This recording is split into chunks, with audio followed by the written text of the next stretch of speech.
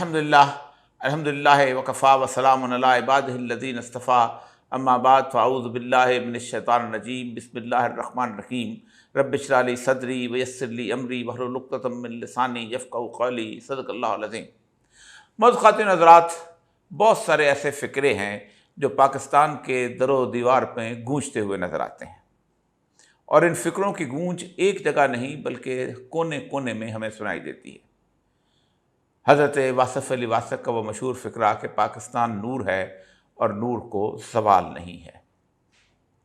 वो मशहूर फ़िक्रा जो कि इशफ़ाक़ साहब कहा करते थे कि पाकिस्तान सालेह अलैहिस्सलाम की ऊँटनी है, यानी अल्लाह की निशानियों में से एक निशानी है। अक्सर सूफिया के ये फ़िक्रे सुनाई देते हैं कि पाकिस्तान अल्लाह के राज़ों में से एक राज़ है। सूफ़ी बरकत अली साहब की वो पेशगोई बार बार मुख्तलिफ़ जगहों पर सुनाई देती है कि पाकिस्तान पर एक दिन ऐसा आएगा कि इसकी हाँ और ना में अक़वाम आलम के फ़ैसले हुआ करेंगे।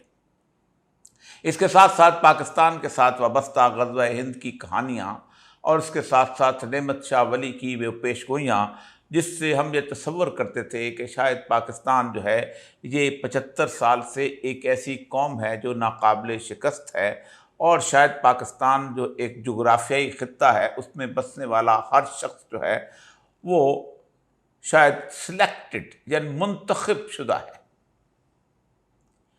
हज़रात गिरामी, ये तमाम लोग मेरे लिए इंतहाई मोहतरम हैं, और ये वो लोग हैं कि जिन्होंने रूहानी मनाज़िल तय करते हुए वो मकाम हासिल किया है कि मैं उसकी गर्द राह भी नहीं हूँ।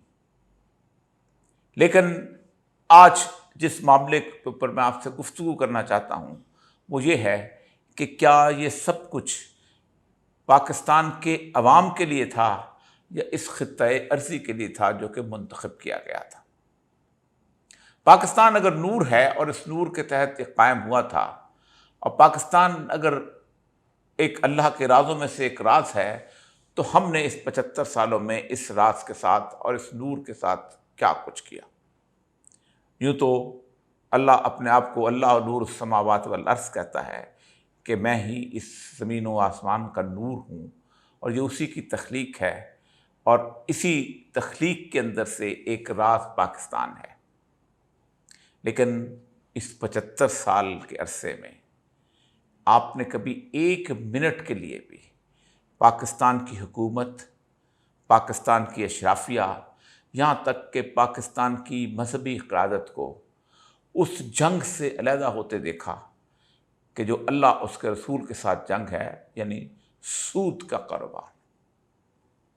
हम पहले दिन से लेके अब तक उसके अंदर उलझे हुए हैं, और आज आलम यह है कि दुनिया के 190 ममालिक में सबसे ज़्यादा शर सूद अगर किसी मुल्क के अंदर यानी 22% बल्कि अब 23% है तो वो पाकिस्तान के अंदर है।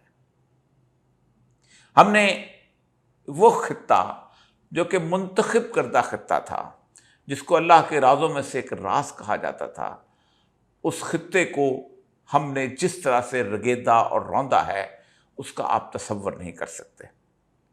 इसका मतलब ये है कि ये तमाम पेशगोइयाँ और ये तमाम बातें बुनियादी तौर पर बिल्कुल वैसी ही कैफियत की थी कि जैसी कैफियत बनी इसराइल के साथ थी। सैयदना मूसा अलैहिस्सलाम जब मूसा के दरबार पहुँचे हैं, फ़िरौन के दरबार पहुँचे हैं, तो उन्होंने फ़िरौन से सिर्फ़ एक ही बात कही थी, इरसल माना बनी इसराइल, मुझे बनी इसराइल को आज़ाद कर दो और मेरे साथ रवाना कर दो और उनकी सज़ाएँ ख़त्म कर दो। और फिर अल्लाह ने एक करम किया कि बनी इसराइल को फ़िरौन की उस बदतरीन ग़ुलामी से निजात दिलाई, जिसके बारे में अल्लाह तबारक व तआला फरमाते हैं युज़ब्बिहूना अब्नाअहुम व यस्तहय्यूना निसाअहुम, कि वो तुम्हारी बेटियों को अय्याशी के लिए ज़िंदा रखता था और तुम्हारे बेटों को ज़िबा कर देता था। और फिर उसके बाद हुआ ये कि जिस वक़्त वो उस समंदर से अबूर करते हुए सीना के इलाके में पहुँचे, तो अल्लाह तबारक व तआला ने उनसे कहा कि अब तुम्हें हमने आज़ादी दे दी है, अब हम तुम पर कड़ी नज़र रखेंगे कि तुम करते क्या। और फिर उसके बाद जब सबसे पहले उन पर जहाद फ़र्ज़ किया गया और कहा गया कि जाओ फ़लाँ बस्ती से लड़ो, बिल्कुल वैसी ही कैफियत जैसे मदीना में आने के बाद बदर की कैफियत हुई थी, तो उन्होंने कहा कि हाज़ा कौमन जब्बारीन, یہ بڑے سخت قوم ہیں، اے موسیٰ تم جاؤ اور ان سے لڑو، تم اور ان کا تمہارا خدا، اور جب تم فتح حاصل کر لو گے تو ہم آ جائیں گے۔ اور پھر ان پر 40 سال ادبار کی کیفیت رہی، 40 سال ان پر ایک ایسا عذاب مسلط رہا کہ وہ اس پورے کے پورے سینہ میں پھٹکتے پھرے۔ یہ 40 سال کیوں تھے؟ اس لیے یہ 40 سال تھے کہ 40 سال کے اندر ایک پوری کی پوری نسل جو ہے وہ دنیا سے رخصت ہو جاتی ہے اور پھر نئی نسل آتی ہے۔ پاکستان کے ساتھ بھی 75 سالوں کے اندر گزشتہ شروع کے حصوں میں ہماری کارکردگی کو صرف ایک خاص نظر سے دیکھا جا رہا تھا، لیکن گزشتہ یوں لگتا ہے کہ 40 سال سے ہم ایک مسلسل عذاب کا شکار ہیں، اور وہ تمام تر پیشگوئیاں جو تھیں وہ اب اس بات پر منتج ہو چکی ہوئی ہیں کہ یہ خطہ، یہ بستی جسے نور کہا گیا تھا، یہ نور تو رہے گا، لیکن اس نور کو برباد کرنے والے شاید اب ان پر اللہ کا کوڑا برسے گئے۔ یہ اللہ کے رازوں میں سے راز تو رہے گا، لیکن اس راز کو تباہ و برباد کرنے والے اور اس راز کے ساتھ کھلواڑ کرنے والے کو شاید اللہ تبارک تعالیٰ بدل دے۔ ایک زمانے میں، آج سے 20-25 سال پہلے، میں کہا کرتا تھا کہ دنیا کے اندر جو تمام نیشن سٹیٹس بنی ہیں ان کے باہر ان کی رنگ، نسل، زبان اور علاقے کی تختی لگی ہوئی ہے، لیکن پاکستان کے باہر اللہ کے نام کی تختی لگی ہوئی ہے۔ ہم نے اس تختی کے ساتھ جو کھلواڑ کیا ہے، ہم نے اس تختی کے باہر لگے ہونے کے باوجود ہم نے وہ شرک اس معاشرے کے اندر رکھا ہے، وہ شرک رائج کیا ہے کہ جس کا آپ تصور نہیں کر سکتے۔ اقبال کہتا ہے ہر کے رمز مصطفیٰ فہمیدہ است، شرک را در خوف متبردیدہ است۔ جس نے سید الانبیاء صلی اللہ علیہ وسلم کی رمز کو پہچان لیا، اسے کسی دوسرے کا خوف بھی شرک لگتا ہے۔ ہم نے وہ نسل پیدا کی جو پٹواری سے ڈرتی تھی، جو ایس ایچ او سے ڈرتی تھی، جو ڈپٹی کمشنر سے ڈرتی تھی، جو صدر سے ڈرتی تھی، اور وہ قیادت پیدا کی جو امریکہ سے ڈرتی تھی، جو اس وقت دنیا کا سب سے بڑا طاغوت تھا۔ کیا کسی نور سے بھری ہوئی سرزمین پر امریکہ اپنے قدم جما کر اس طرح زندہ رہ سکتا تھا کہ وہاں سے 3 بڑے ہوائی اڈوں سے ایسے جہاز 57,000 دفعہ اڑیں جو مسلمان بھائیوں کے جسموں کے پرخچے اڑائیں؟ کیا وہاں سے تہجد گزار، عبادت گزار لوگ جو تھے ان کو گرفتار کر کے گوانتانامو بے حوالے کیا جا سکتا تھا، اس جرم کا ارتکاب کیا جا سکتا تھا کہ جس جرم کے بارے میں سید الانبیاء نے فرمایا کہ جو شخص ایک عام آزاد آدمی کو پکڑتا ہے اور پکڑ کے اس کو بیچتا ہے، اللہ کی، اس کے فرشتوں کی اور تمام لعنت کرنے والوں کی اس پر لعنت ہو۔ جس کے اندر ہم نے بار اللہ کے قوانین کا مذاق اڑایا۔ آخری قانون جو کہ قائد خاقان عباسی کے زمانے میں پاس کیا گیا تھا وہ ٹرانسجینڈر ایکٹ تھا، یعنی ہم نے پوری دنیا کے اندر ثابت کیا کہ یہ جو غیر ترقی یافتہ ممالک ہیں، جن میں انڈیا شامل ہے، جس میں ملائیشیا شامل ہے، جس میں سری لنکا شامل ہے، جس میں مصر سے لے کر ملائیشیا تک مسلمان ممالک ہیں، ہم پہلا وہ ملک بنیں گے کہ جس میں ایک راستہ ہموار کریں گے کہ جو راستہ جو ہے وہ ایک مرد اور عورت کی شادی کر سکتا ہے۔ ہم نے بار ہماری شریعت کورٹ نے فیصلہ کیا کہ سود حرام ہے اور بینکنگ سود حرام ہے۔ پہلے نواز شریف صاحب اس کے خلاف سپریم کورٹ میں اپیل میں گئے، پھر مشرف نے کسی اور طریقے سے ایک بینک کے ذریعے سپریم کورٹ میں اپیل میں لے جا کے اس فیصلے کو کالعدم قرار دلوایا، اور اب دوبارہ وہی صورتحال ہے کہ شریعت کورٹ کے فیصلے کے بعد ہم اس پاکستان جسے ہم نور کہتے ہیں، پاکستان جسے ہم اللہ کے رازوں میں سے راز رہتے ہیں، اسے اس کھلواڑ کے اندر اس نے شریک کیا۔ حضرات گرامی، بڑے دکھ سے گزشتہ تقریباً مارچ سے آپ کے ساتھ مخاطب ہوں۔ مارچ میں ایک بات آپ کے سامنے کہی تھی کہ وہ لوگ جو اللہ کی ناراضگی کو محسوس کرتے ہیں، ان ہواؤں میں، ان آندھیوں میں، ان بارشوں میں، ان زلزلوں میں، اس طوفان میں، وہ محسوس کر رہے ہیں کہ پاکستان میں اس وقت اس نسل کے ساتھ جس طرح کی صورتحال پیش آنے والی ہے وہ بہت خوفناک ہے۔ حضرات گرامی، وہ بات جو میں نے مارچ میں کہی تھی کہ آدھی فصلیں گندم کی کٹی ہوں گی اور آدھی ابھی نہیں کٹی ہوں گی، تو اس کے بعد اس ملک پر عذاب کا کوڑا برسنا شروع ہو جائے گا۔ آپ سوچیں کہ اس وقت سے بار بار ہم اس عذاب سے باہر نہیں نکل پائے۔ عذاب صرف بارشوں اور طوفانوں اور زلزلوں سے نہیں ہوتا۔ اللہ کی خوشی اور اللہ کی ناراضگی کا اظہار رسول اکرم صلی اللہ علیہ وسلم کی ایک حدیث سے ہے کہ آپ نے کہا، سیدنا موسیٰ علیہ الصلوۃ والسلام سے پوچھا کہ اللہ ہم سے کیسے ناراض ہوتا ہے، ہمیں کیسے پتہ چلے، اور اللہ ہم سے کیسے خوش ہوتا ہے، وہ کیسے پتہ چلے؟ تو انہوں نے کہا، جب اللہ تم سے ناراض ہوتا ہے تو تم پر بدترین حاکم مسلط کرتا ہے۔ جیسے حاکم کہ اس کی علامت بتائی انہوں نے کہ جو عزت داروں کو ذلیل کریں اور کمینے لوگوں کو، ایسے لوگوں کو جو ذلیل رسوا لوگ ہوں، ان کو اقتدار پر بٹھا دیں۔ اور اللہ جب تم سے خوش ہوتا ہے تو پھر ایسے حکمران مسلط کرتا ہے کہ جو عوام کے درمیان انصاف کرتے ہیں۔ ہمیں 75 سال میں ایک بھی حکمران شاید ایسا نہیں مل سکا۔ کیوں ہے؟ اس کا مطلب یہ ہے کہ اللہ ہم سے ناراض ہے۔